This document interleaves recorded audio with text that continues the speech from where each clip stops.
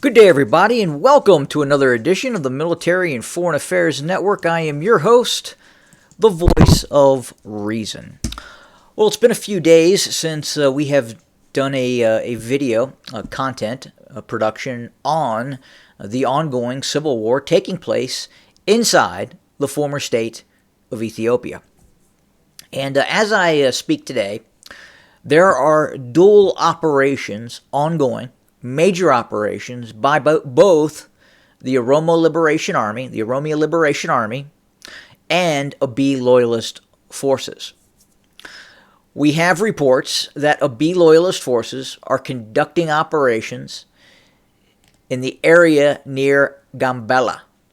We also have reports that the OLA is also conducting operations near Gambela as well, this area here where my cursor is kind of hovering. We do know as we speak right now that the Oromia Liberation Army has seized control of the town of Mugai. This town here. It is red. It is now yellow as the Oromia Liberation Army has seized control over it. So the Abiy loyalist formations at the same time are attempting search and destroy operations against OLA formations. Now the problem is Abiy loyalist formations are having difficulty in locating, identifying those OLA units. And in many cases, Abiy loyalist forces are simply going into towns and cities in western Oromia and conducting retribution operations against the populace of Oromia. In fact, where they believe they are engaging OLA, they are in fact engaging the population of said city or town that they move into. The OLA has done quite a successful job in avoiding major combat units of Abiy loyalist formations. Again, they are conducting a classical insurgency campaign against Abiy loyalist forces. So yes, Abiy loyalist forces have moved into certain areas, especially in western Oromia. There has been serious fighting, and ongoing fighting continues, both against the Oromia Liberation Army and ordinary citizens not wanting Prosperity Party militias to enter their town, specifically Abiy loyalist formations. There's also reports of fighting, widespread fighting, across much of Oromia as we speak. There are, again, a multitude of operations ongoing by both the OLA and Abiy loyalist forces, to include the direct assistance of Eritrean army units assisting Abiy loyalist forces as well. So we're going to continue to monitor this, and we'll probably know more in the coming days what these operations look like. We are hearing quite possibly hundreds of casualties thus far in heavy fighting ongoing throughout Oromia.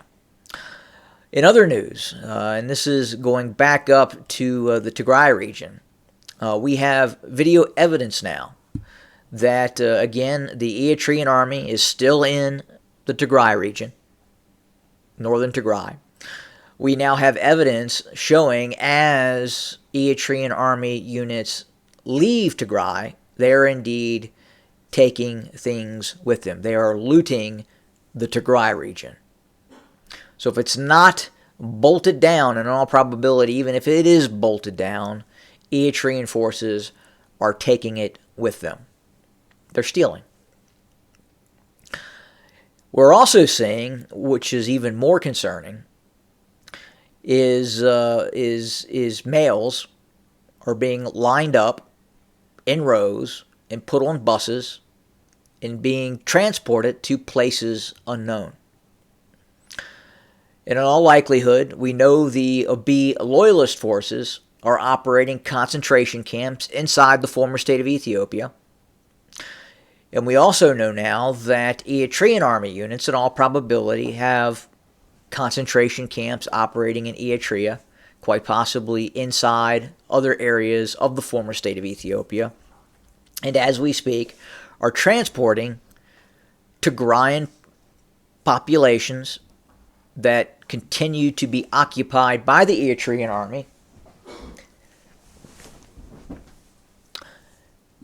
And again, taking those individuals to places unknown. And this is fairly widespread video evidence that can be found online, and you can kind of see it for yourself.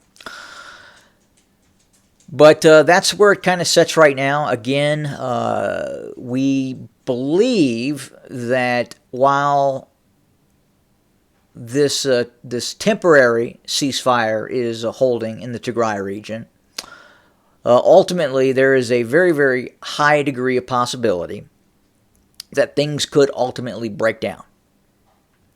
And as long as the Eritrean army is in Tigray, the threat of ongoing military operations by both sides is obviously omnipresent.